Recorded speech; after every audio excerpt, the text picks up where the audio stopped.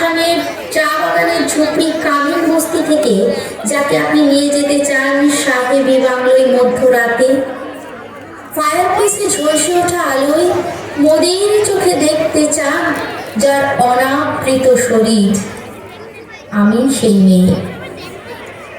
রাজস্থানের শুকনো উঠান থেকে পিপাসার জল আনতে যাকে আপনি পাঠিয়ে দেন 10 মাইল দূরে সরকারি ইদারায়, আর 20 মাইল হেঁটে ক্লান্ত বিধ্বস্ত যে রমণী ঘরা কাকের ঘরে ফিরলেই যাকে বসিয়ে দেন চুলার আগুনের সামনে আপনার রুটি বানাতে, আমি সেই মেয়ে।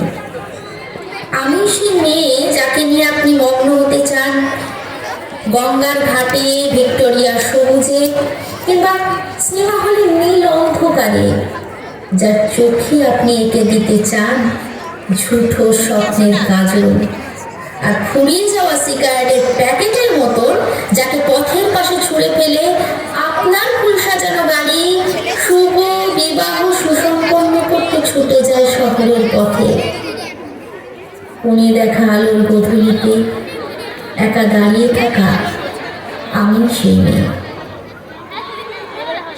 আমি সেই মেয়ে, এমনকি দেবতারাও যাকে ক্ষমা করেন না।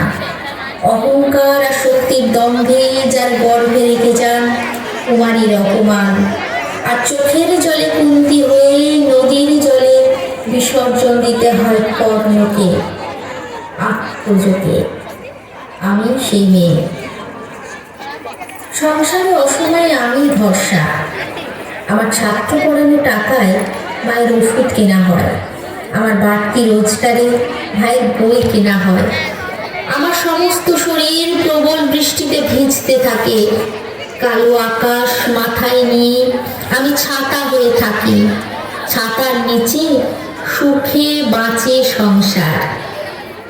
আপনি আপনি আপনি আপনারা আপনারা আমার জন্য অনেক করেছেন।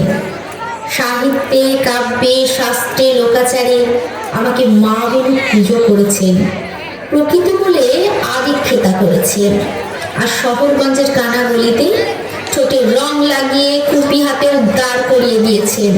হ্যাঁ হ্যাঁ, আমি সেই মেয়ে। একদিন হয়তো একদিন হয়তো অন্য কোনো একদিন আমার সমস্ত মিথ্যে পোশাক ছুঁড়ে ফেলে দিয়ে আমি হয়ে উঠবো সেই অসামান্যা। খোলা চুল মেঘের মতো ঢাকবে আমার খোলা পিঠ, দু চোখ জ্বলবে ভীষণ আগুন, কপাল ঠিকরে বেরোবে ভয়ঙ্কর তেজরশ্মি, হাতে ঝলসে উঠবে সেই খড়গ, দু পায়ের নুপুরে বেজে উঠবে রণদুন্ধবী, নৃশংস অট্টহাস্যে ভরে উঠবে আকাশ। দেবতারাও আতঙ্কে স্তব্ধ হয়ে বলতে থাকবেন মহামেঘ প্রভঙ্গরাং মুক্তাকে সিং চতুর্ভুজাং কালিকাং দক্ষিণাং মুন্ডমালা বিভূষিতাং।